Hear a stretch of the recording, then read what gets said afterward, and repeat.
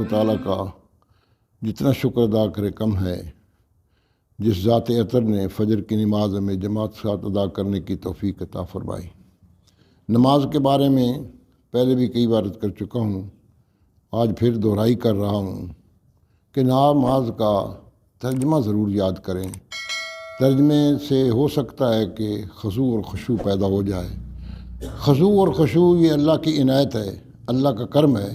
بعض آدموں کو ترجمہ آتا ہے لیکن خضوع اور خشوع سے معروم رہتے ہیں، لیکن ایک طریقہ ضرور ہے، ایک ذریعہ ضرور ہے کہ اگر انسان کو نماز کا ترجمہ آتا ہو تو وہ جب غور کرے گا تو انشاءاللہ اس میں خضوع اور خشوع اللہ تعالیٰ عطا فرمائیں گے۔ کم از کم اتنا کام تو کر لیں، اتنا یاد سبحانک اللہم، اے اللہ تو ہر عیب سے پاک ہے۔ اگر اتنا بھی ترجمہ یاد کیا جائے میرا خیال ہے مہینے میں نماز یاد ہو جاتی، لیکن ہم اس کی طرف توجہ نہیں کرتے۔ خدا را اس کی طرف توجہ کریں تاکہ نماز کا لطف اللہ تبارک تعالیٰ سوا کر دے گا۔ کم از کم آپ کی یہ کوشش تو ہو جائے گی کہ میں خضوع اور خشوع کے لیے نماز کا ترجمہ یاد کر رہا ہوں، تو اللہ تعالیٰ کو رحم آ سکتا ہے کہ چلو اس پہ رحم کر دیں۔ خضوع اور خشوع اللہ کی عنایت ہے، لیکن اس کا ایک ذریعہ ترجمہ بھی ہے۔ دعا ہے کہ اللہ تبارک و تعالیٰ ہمیں نماز کا ترجمہ صحیح طریقے پر یاد کرنے کی توفیق عطا فرمائے۔ اس سے پہلے درس میں یہ بتایا گیا تھا کہ اللہ تبارک و تعالیٰ نے نوح علیہ السلام سے فرمایا، انہوں نے کہا کہ میں آپ سے کوئی اجر طلب نہیں کرتا، اور یہ لوگ جو میرے ارد گرد رہتے ہیں تم کہتے ہیں ان کو ہٹا دو، ان کے یہاں اللہ تبارک تعالیٰ کو درجہ رکھا ہے کہ نہیں رکھا، یہ اللہ کو علم ہے، اللہ بہتر جانتا ہے، اور تم اس بات سے ناواقف ہو۔ اور یہ قوم جو ہے، اے میری قوم تم مجھ کو مجبور کرتی ہو کہ میں ان کو آپ ہٹا دوں، یہ نہیں ہو سکتا، اب بھی تم بات کو نہیں سمجھ رہے ہو۔ اور اس کے بعد یہ سارے کہ میرے پاس خزانے نہیں ہیں، نہ ان پر علم عیب ہے، میں فرشتہ نہیں ہوں، یہ تمام کے تمام ان شبہات کا ازالہ کیا نوح علیہ السلام نے جو ان کے دلوں میں تھے۔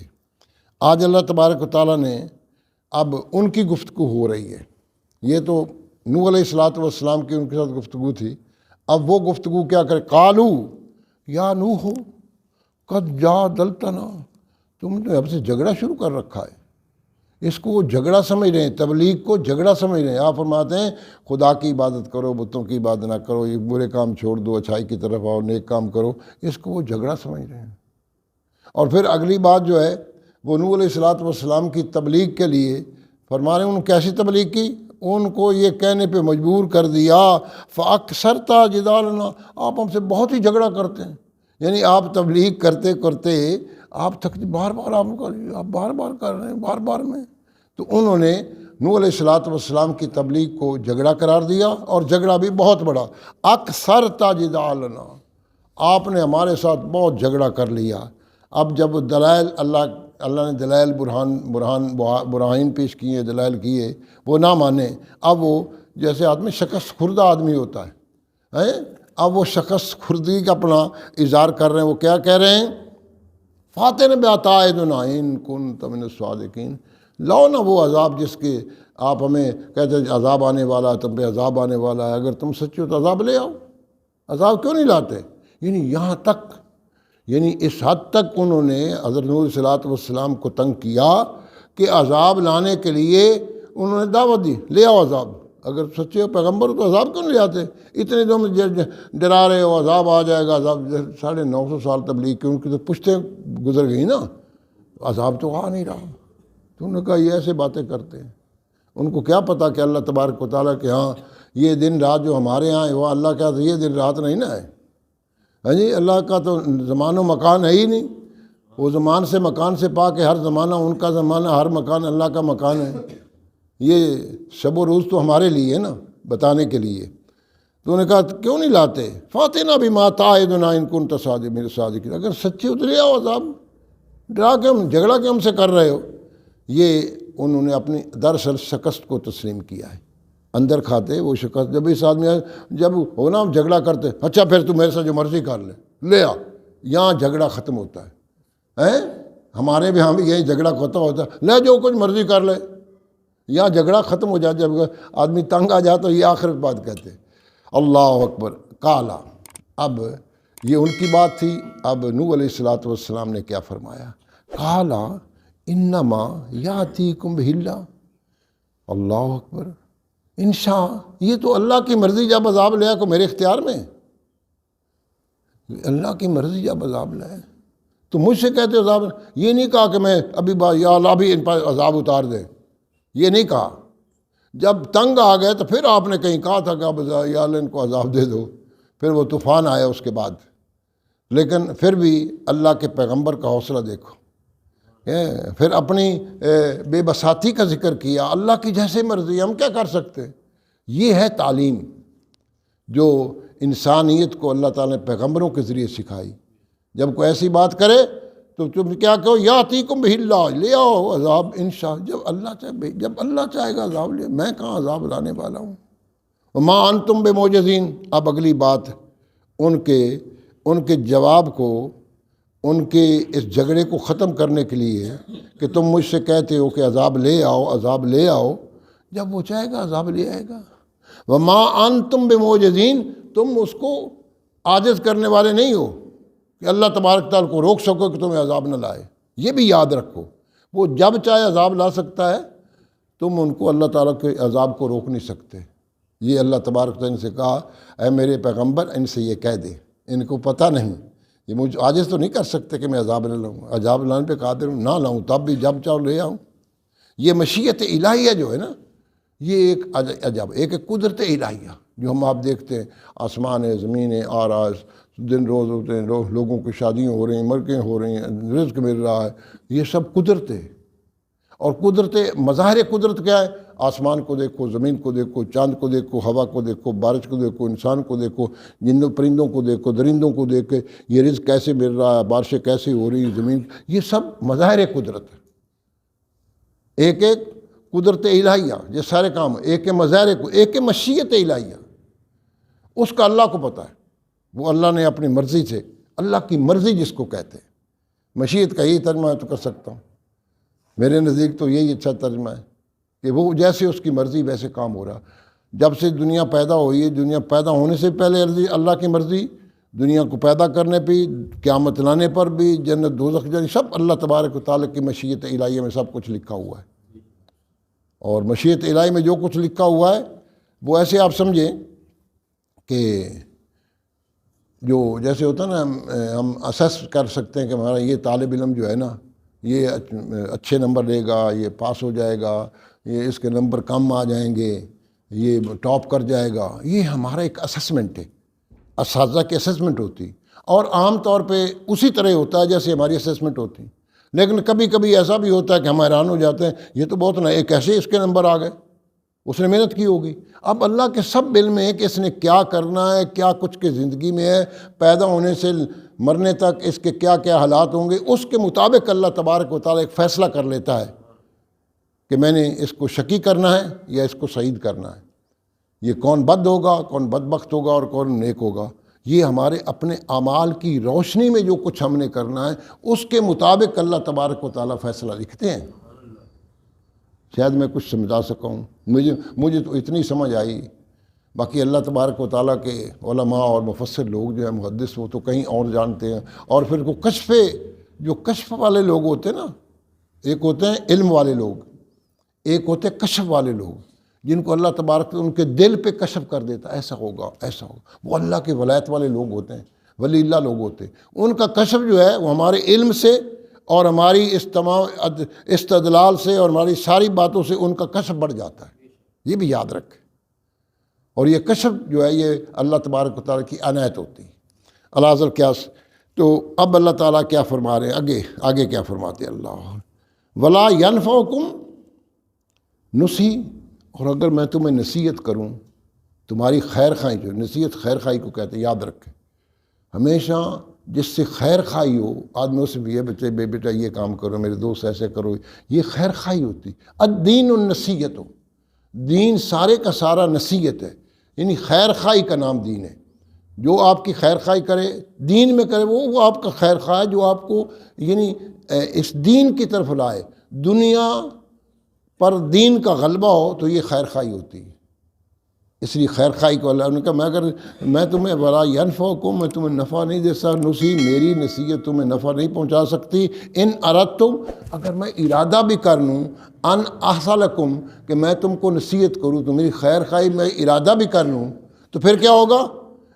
اللہ ان کان اللہ یریدو، اگر اللہ ارادہ کر لے گا این یغویکم، تمہیں گمراہ کرنے کا، پھر میرے ہاتھ کھڑے، پھر میں نہیں کچھ کر سکتا۔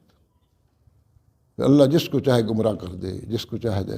آگے جو لفظ ہے وہ دیکھ، ہو ربکم، وہ تمہارا رب ہے، تمہارا پالنے والا ہے۔ ماں کے پیٹ سے لے کر کیسی اس میں ماں کے پیٹ میں تیری کتنی تربیت کی، پھر باہر نکلا تو تیری غذا ماں کی چھاتی میں رکھ دی جب تو کچھ نہیں کر سکتا تھا، پھر تجھے چوسنے کا ڈھب میں نے سکھایا اور تو بڑھتا گیا، تو کھاتا جاتا ہے، بڑھتا جاتا ہے، اور ایک وقت ایسا ہوتا ہے کھاتا جاتا ہے نیچے آتا جاتا ہے جتنے مرضی کچھ تو کھا لے، جو مرضی کر لے، بڑھاپا آ کے رہے گا۔ یہ اللہ تعالیٰ، یہ ہے رب ہو ربکم، اس نے تمہاری ایک نہیں ظاہری تربیت بھی کی ہے، یہ ظاہری تربیت ہے، اور ایک تمہاری روح کی تربیت بھی کی ہے، اور تم نے اس کی روح کی تربیت کو پسے پش ڈالا ہے، اس لیے اللہ تعالیٰ نے فیصلہ کر لیا اب تمہیں میں تو گمراہ کر کے چھوڑوں گا۔ این یغویکم، اللہ اکبر، وکان اللہ یرید ان یغویکم، اللہ ارادہ کر لے تمہیں گمراہ کرنے کا تو پھر میری نصیحت کام نہیں آئے۔ اس لیے اگر آپ کسی کو نصیحت کرتے ہیں اور وہ آپ کی نصیحت نہیں مانتا، آپ اپنا کام کرتے جائیں، وہ اپنا کام، نصیحت سے آباد نہیں آنا۔ 950 سال تک تبلیغ کرنا ہی ہے، کرتے رہنا ہے، اس کی قسمت میں اگر ہدایت لکھی تو مل جائے گی، نہیں تو تم تو اپنا فرض ادا کر لو گے نا۔ اور اللہ ایسے گمراہ نہیں کرتا، ان کے کرتوتوں کی وجہ سے اللہ تعالیٰ ان کے قلوب پہ، ان کے دلوں پہ مہر لگا دیتا ہے کہ اب یہ آدمی، اس کو گمراہ ہی ہونا چاہیے، یہ میرے نبی کی بات نہیں مان رہا، میرے پیغمبروں کی بات نہیں مان رہا، اس کو کتنی نصیحتیں میں نے کروائی ہیں، نہیں مانتا، اس کو دفع کرو۔ وکان اللہ یرید ان یغویکم ہو ربکم، کیسا خوبصورت۔ وَإِلَيْهِ، اب اللہ نے اور بھی کہا، اوے میرے پاس آنا ہے۔ اللہ یہ جو تم نصیحتیں کر رہے ہیں نا، اس کو مان جاؤ، میں تمہارا رب بھی ہوں، وَإِلَيْهِ ترجعون، اور تم نے اسی اپنے رب کی طرف لوٹ کے جانا ہے۔ تو جس کے لوٹ کے جانا کا خیال ہو، جب آپ بچے کو اسکول بھیجتے ہیں، اگر لوٹ کے صحیح آتا ہے تو آپ خوش ہوں گے، اگر لوٹ کے صحیح نہیں آتا، پڑھ کے صحیح، اس پورے کام کو پورا کر کے نہیں آتا، تو پھر وہ کام خراب۔ آپ نوکر کو بھیج دیں، کوئی آپ کام کرنے کے لیے بھیج، جب وہ کام کر کے لوٹ کے واپس صحیح آئے گا تو آپ کو اچھا لگے گا، اور جس کام کے لیے اللہ نے بھیجا ہے اگر اس کام کے لیے نہیں گیا تو پھر اللہ کہے گا یاد رکھو میں تمہارا رب بھی ہوں اور تم نے میرے ہی پاس لوٹ کے آنا ہے۔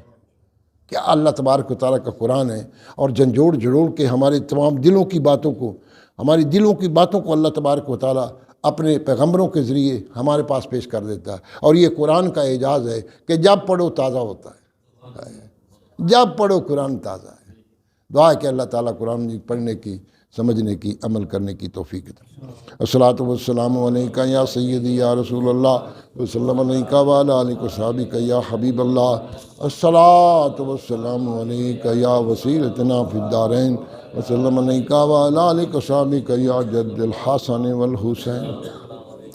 پیر کرم صاحب نے جب اس کا اختتام کیا، انہوں نے ایک حدیث پاک درج کی، یہ بھی اللہ کس کو گمراہ کرتا ہے، کیسے گمراہ ہو جاتا ہے، ایک حدیث پاک، اور یا حیو یا قیوم برحمتک نستغیث، اللہ تعالیٰ میں تم سے رحمت کی فریاد کرتا ہوں کہ مجھے گمراہی سے بچانا ہے۔ یا حیو یا قیوم برحمتک استغیث، اگر آپ اکیلے تو استغیث پڑھیں، جب ہم اکٹھے ہوتے ہیں میں نستغیث پڑھتا ہوں، یا حیو یا قیوم برحمتک نستغیث، اصلی شانی کلو ولا تکلنی الی نفسی طرفتین، اللہ تعالیٰ مجھے ایک آنکھ کے جھپکنے کے برابر بھی مجھے گمراہی سے بچا سکتی تو آپ کی ذات بتا سکتی کیسا۔ اور یہ دعا حضور صلی اللہ علیہ وسلم نے اپنے صاحبزادی جناب خاتون جنت سلام اللہ علیہ کو سکھائی، اگر آپ یاد کر سکے تو انشاءاللہ آپ کی زندگی جو ہے گمراہ نہیں آپ ہو سکتے۔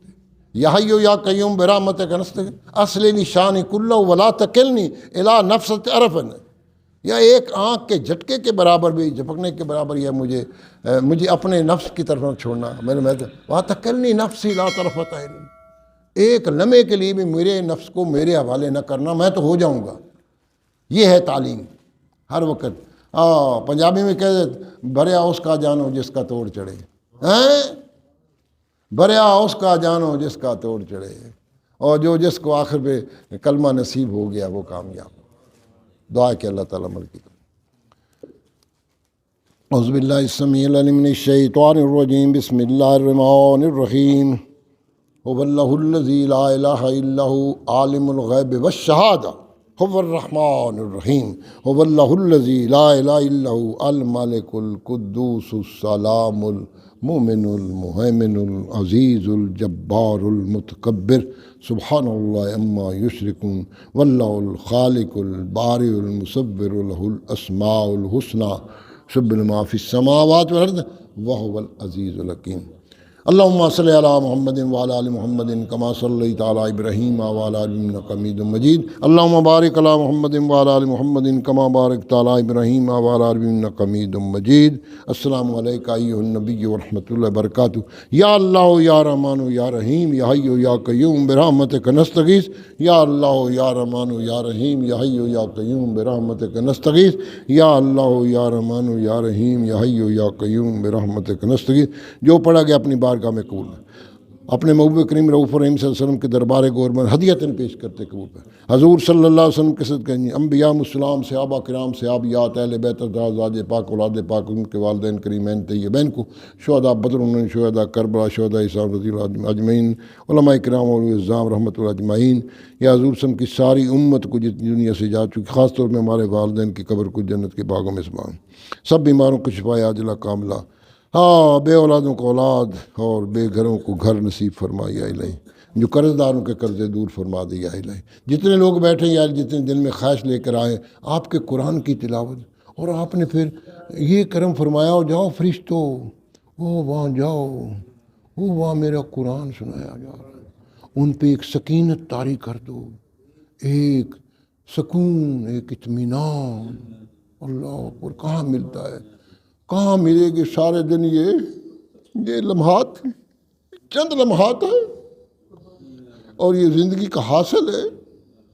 یہ ان لمحات کی فراوانی کو اور اس کے تسلسل کو میرے مولا پاک ہم پر قائم رکھنا، ہم پر قائم رکھنا، ہم پہ قائم رکھنا۔ پاکستان کو امن، سلامتی، خوشحالی کا گہوارہ ہے۔ اس ملک پاکستان میں آپ کے محبوب کا نظام، عالمی اسلام کی خیر، اول خیر، آخر خیر، ظاہر خیر، باطن خیر۔